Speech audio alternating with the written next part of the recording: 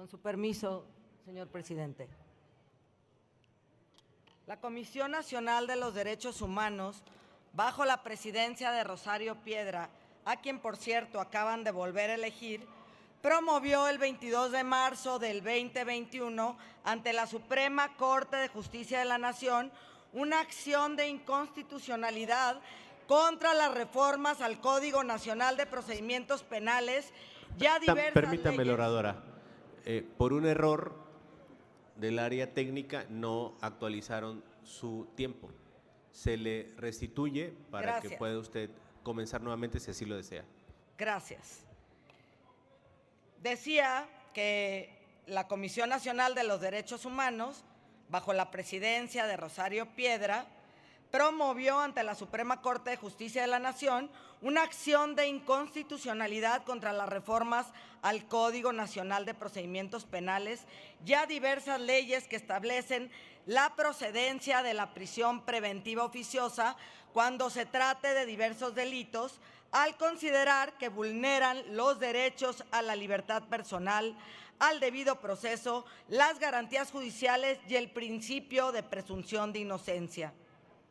El Grupo de Trabajo sobre la Detención Arbitraria de la ONU exhorta urgentemente a México a anular la prisión preventiva obligatoria, llamada también prisión preventiva oficiosa o automática consagrada en la Constitución. Esto fue el 5 de septiembre del 2022.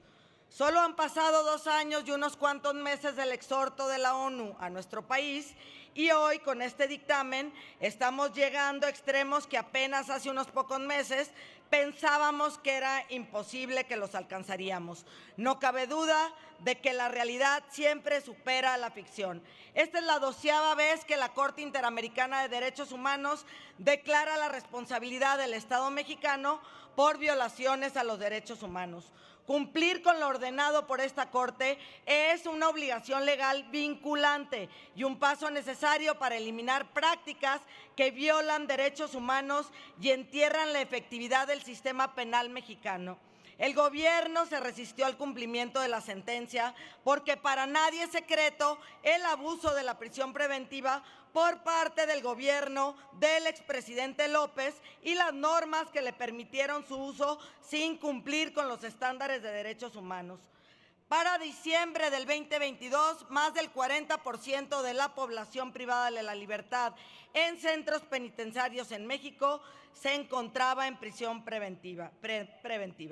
La prisión preventiva oficiosa no es otra cosa que una detención sin juicio.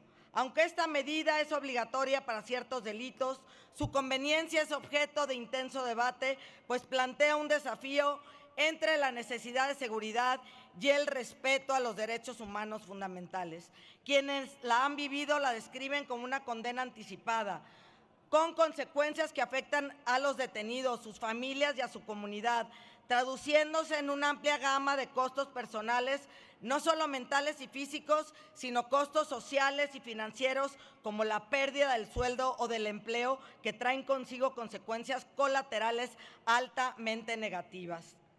El problema de fondo es que la prisión preventiva oficiosa o sin juicio no va a terminar con la impunidad. En cambio, lo que sí va a hacer es llenar las cárceles de probables inocentes y, como siempre, los más afectados serán aquellos que ustedes, con sus frases demagogas y vacías, dicen proteger, a los más pobres, quienes no tienen el dinero para pagar abogados y defenderse. A pesar de que sea establecida en la ley, ello no garantiza que no sea arbitraria. Hay quienes piensan que la prisión preventiva oficiosa es una herramienta esencial para garantizar la seguridad y proteger a la sociedad de individuos peligrosos. En delitos graves como homicidio, secuestro o delincuencia organizada es obvia, pues se busca evitar que el acusado escape, destruya evidencia o represente una amenaza para las víctimas y la comunidad. Sin embargo, no deja de ser una medida que viola los derechos humanos fundamentales. Y sí, como hemos visto, su modus operandi, y ahora con el control del Poder Judicial que estará al servicio del partido político de los López, o lo que es lo mismo de Morena, se podrá utilizar esta figura para presionar a adversarios políticos y de otra índole. Esta iniciativa viola claramente los tratados internacionales sobre derechos humanos, viola el derecho a la presunción de inocencia, vulnera la independencia judicial, viola el principio de igualdad ante la ley y constituye una práctica discriminatoria. En Movimiento Ciudadano proponemos que mejor cada peso de nuestros impuestos invertido en la encarcelación, mejor sean dirigidos a la prevención de la delincuencia y a otras áreas que han demostrado aumentan la seguridad pública. Atender las causas de esta violencia desbordada que hoy vivimos en México, ya desde hace 6 años y 2 meses, gobernados por Morena, es primordial para todas y todos los mexicanos. Ahí debe de ir el presupuesto. Los gobiernos protegerían mejor a sus ciudadanos si gastaran menos en encerrar a quienes tienen el derecho de la presunción de inocencia. Concluyo, presidente. Si hacemos la prisión preventiva justificada más justa, menos dañina y más humana, podremos administrar con eficiencia la justicia, proteger los derechos humanos básicos y construir comunidades más seguras. Y así las nuevas generaciones, nuestros jóvenes, no serán víctimas de los efectos negativos del tiempo prolongado y frecuentemente innecesario tras las rejas. Porque si no lo saben, las personas que se encuentran en prisión preventiva en México son en su mayoría jóvenes, mujeres con un nivel de educación básico y que ganan 1 o 2 salarios mínimos al mes. Por todo lo anterior, Movimiento Ciudadano votará en contra de este dictamen violatorio de los derechos humanos y contrario a la justicia más elemental.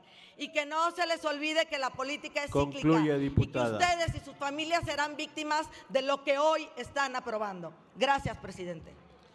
Tiene ahora el uso de la palabra la diputada.